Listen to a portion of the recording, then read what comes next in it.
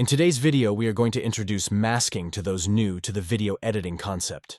As an example, we will need something round, in this case, a pumpkin. Go ahead and click on the Partners tab under Stock Media. These are the companies Wondershare is affiliated with that has video and image free for use. Type in pumpkin. Drag the video and place it on the first track on the timeline. Move a second forward and cut the clip.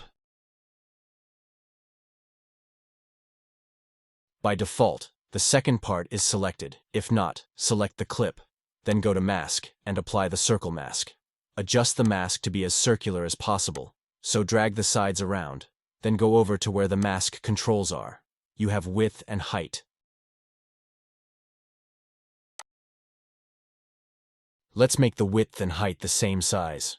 So for this example, I choose the circle to be 50 in height and 50 in width. When that is done, right-click and copy the second part of the clip. Then, if you click on the plus sign in the upper left-hand corner of the main timeline, you can add a second track above the first track. Then you need to select the second track, or layer, above the first, and paste your video. It will end up right above the first.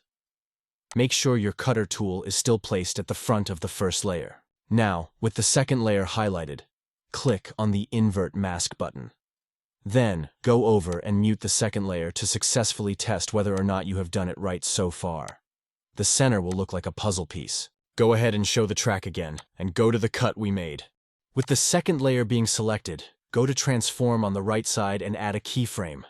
How you do that is by clicking on the dot right next to Transform.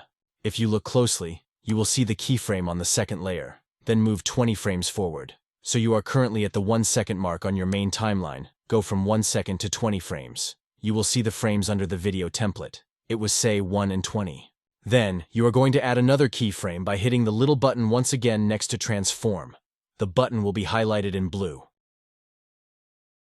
Increase the scale until it comes out fully. Play the video and it will look something like this.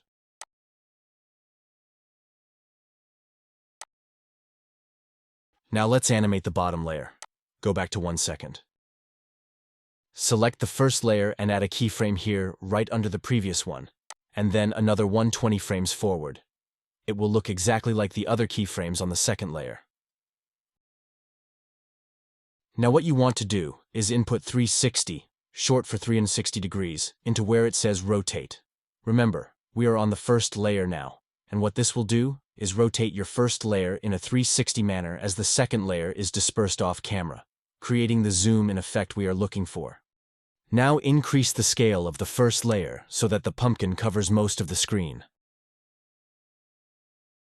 Then move it out of the way to the right by clicking on the position part and using your mouse to move it completely out of the way.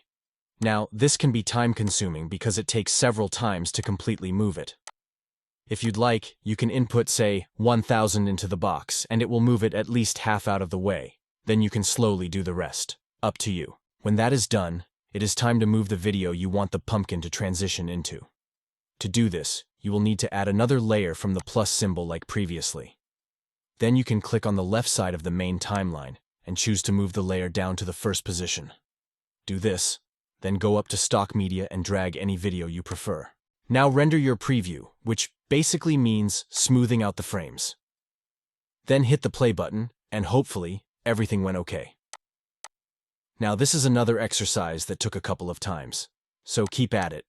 If you have any questions, or if I wasn't clear enough, please let me know. All feedback is warranted. Thank you, and if you like the content, please subscribe for weekly Filmora tutorials.